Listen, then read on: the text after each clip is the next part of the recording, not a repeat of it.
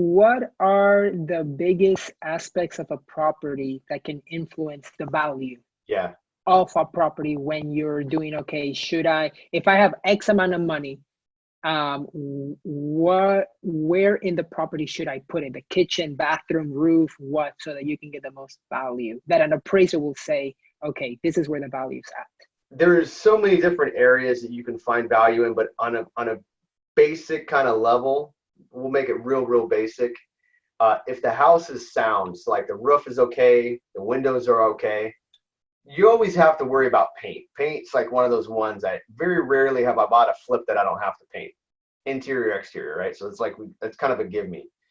Windows, you can go back and forth. A lot of people will look past the windows, but they're not going to look past the paint because it's very glaring. It's a big, the curb appeal, it's big kind of, you know, kind of thing where you can hide those windows. You can put blinds up and hide the windows. Nice paint job, you're hiding the windows. So beyond the security of the house and beyond, you know, like I said, the roof, you got to sell a house with watertight. You know, you can't sell a house that doesn't have proper heating and cooling. Here in California, it's illegal, or it's not illegal. Let me back up. They won't make a loan on a house that doesn't have thermostatically controlled permanent source of heat, which means that you can't just rely on a fireplace. It has to be like a thermostat and a permanent source. So those are all the sound kind of things. Beyond that, kitchen, absolutely, 100% is going to give you biggest return on your investment.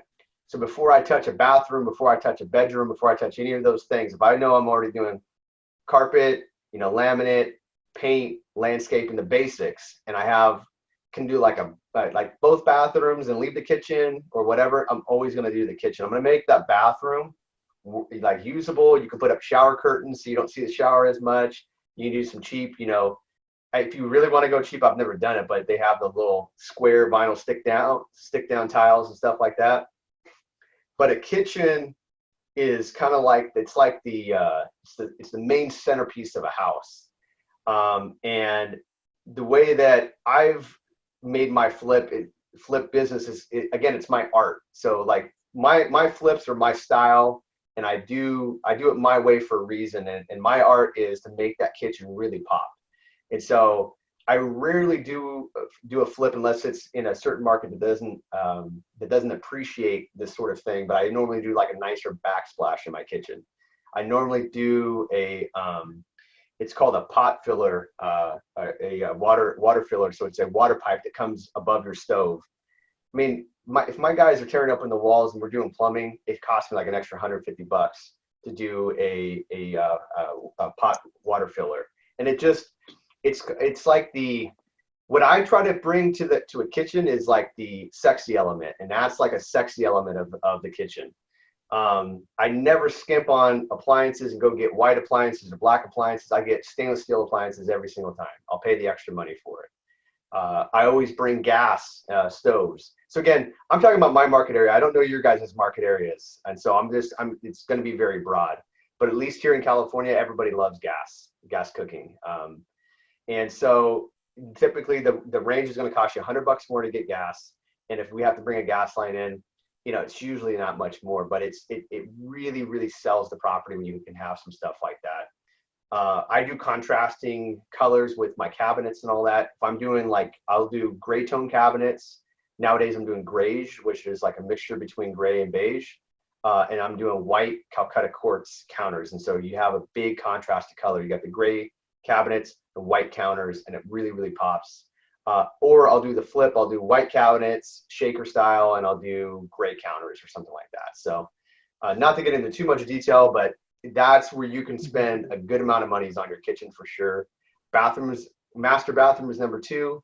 The common bathroom is number 3. And then the rest of it is, you know, crown molding in the house and like little doodads like that really help increase recessed lighting.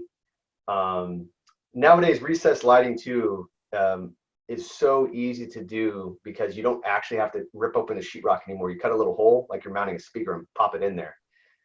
So we do recessed lighting like every single room nowadays. I don't even do the cheap lights anymore. And what are some areas where like the opposite happens, right? Like what are some things that you see people doing thinking that is going to raise value on a property that it really is like, dude, Yeah. you did this for no reason. Okay, so it's a really, really great point that Diego brought up. Probably more important than my point, really, is not overspending. And so this is where it comes back to using Zillow and using market research. You have to know your neighborhood. So you have to know what is the high end of a remodel in that neighborhood, and then you want to be below that. Now, I can't say that I do that every single time because I'm a little crazy and I'm a little picky about my stuff.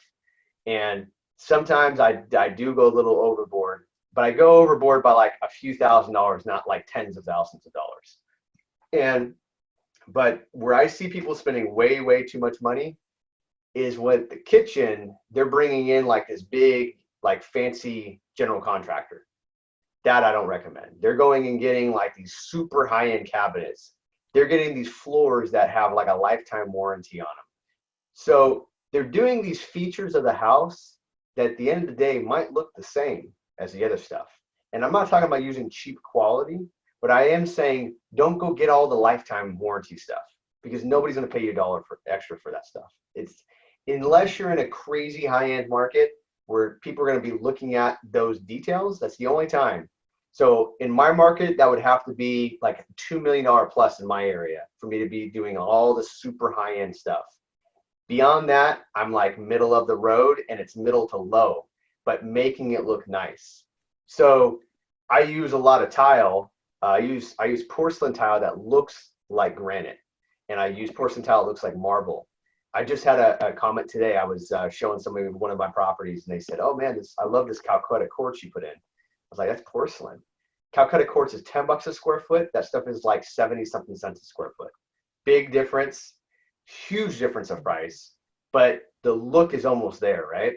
So that being said, it's kind of like you can buy a sports car and go spend $300,000 on a Ferrari, or you can get a Tesla and get it for like 50 grand, and it's almost as fast. You won't notice like the little minor things. And so the same thing goes with flipping. Don't go crazy high end on your components like that. Heating and air, insulation, all these types of things. Again, don't go high end. Get the stuff that will just make it pass. The stuff you want to spend the money on is the visible stuff. And I'm not talking about putting lipstick on a pig because I don't agree with that. But I am saying that if you put too much money on the interior of stuff that people aren't going to see, they're not going to notice that. Landscaping is another one. Don't spend too much money on that. Do, unfortunately, a little bit of the cheap and dirty is what we call it. Sod, bark, and a few plants. Don't go ballistic and hire a landscape designer and stuff like that. So I hope that makes sense. I hope I didn't jump around too much, but I could spend a lot of time on that question.